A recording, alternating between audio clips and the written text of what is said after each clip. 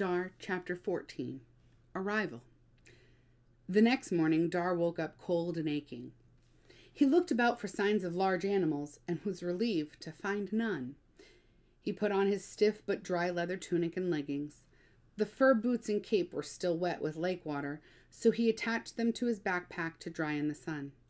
The Twin Peaks were directly ahead of him, and he was anxious to reach the stranger's camp before dark.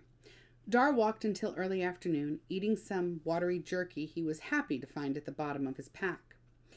He stopped at a stand of oak trees and saw two crossed lines that had been carved into a tree trunk, the same mark that Toreg had on his cheek.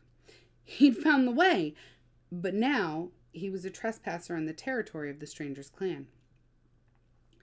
Dar followed a well-traveled path that led out of the stand of oak trees and into a narrow valley. A meandering river flowed through it, and jagged mountains rose up from the valley floor at a sharp angle. Two of the limestone cliffs were taller than the others. These were the Twin Peaks Toreg had drawn in the dirt with his fingers. Yew trees grew along the riverbank. Dar could remember his grandmother's sing-song voice as she took his hand many years ago and pointed to a yew tree near their tent. The red berry and the leaf will bring you sickness, pain, and grief. Toreg's clan probably had made the same discovery and had their own way to teach their children that the fruit and leaves of the yew tree were poisonous to eat. Dar knew he was approaching Toreg's camp when he smelled the smoke of a campfire. His heart began to beat faster. What would happen if Toreg no longer wanted his sunstone? Or worse, took it from him by force? Dar felt his courage draining away. A boulder overlooked the camp, and Dar peered over its top. Looking down, he saw a handful of people gathered around a fire, but where were their tents? Like Toreg, they wore fur instead of skin tunics. He could hear the faint, harsh sounds of Toreg's language.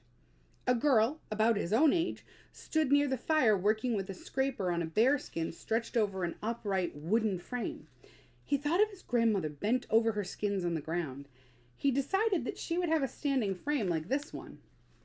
The scene before him was peaceful, but he knew these people would feel threatened if he appeared in their midst without warning.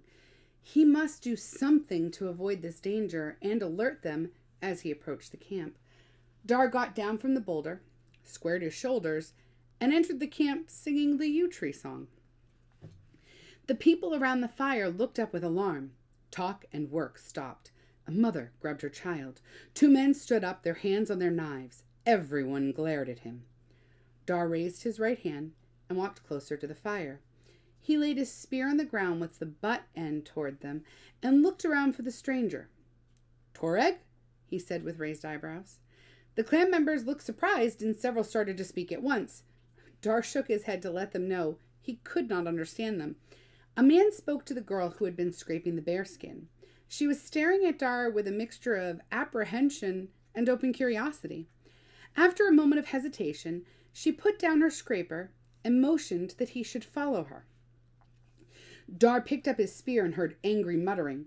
He replaced the spear on the ground and followed the quick-paced girl along the riverbank.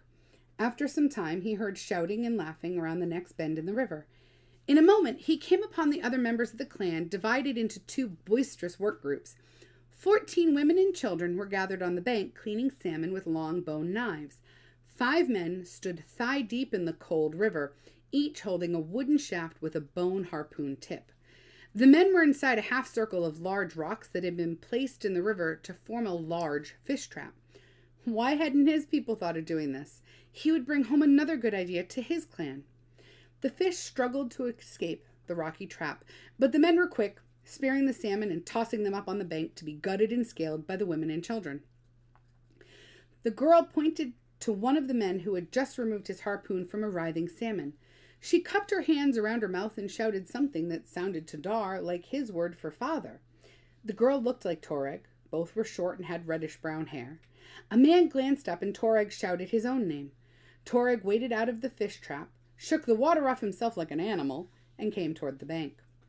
When he reached Dar, Toreg grinned and clapped him so hard on his shoulder that Dar could not stop himself from flinching. His man mark was still raw. Toreg spoke briefly to the girl. Before she turned and left, she smiled at Dar. Toreg pointed to Dar's waist pouch. Dar nodded, relieved to see that Torg's interest in the sunstone. Then Dar made a snapping motion with his arm over his head. Torg smiled and again clapped Dar on his shoulder. Dar winced and inhaled sharply. Torg looked at Dar's fresh man mark, and his eyebrows shot up. With an urgent gesture, he motioned to Dar to follow him and started off at a fast walk. Torag led Dar away from the river and toward the limestone cliffs. As they approached, Dar saw that the cliffs were pitted with caves and overhangs. That's why I didn't see any tents, Dar realized. These people live in caves. Torag stopped before one of the cave openings and beckoned Dar to follow him inside. Dar hesitated. He wished his spear were in his hand. Would he be trapped inside the cave like the salmon inside their crescent trap? Dar had to make a quick decision. He took in a deep breath, put his hand on his knife, and followed Torag into the darkness.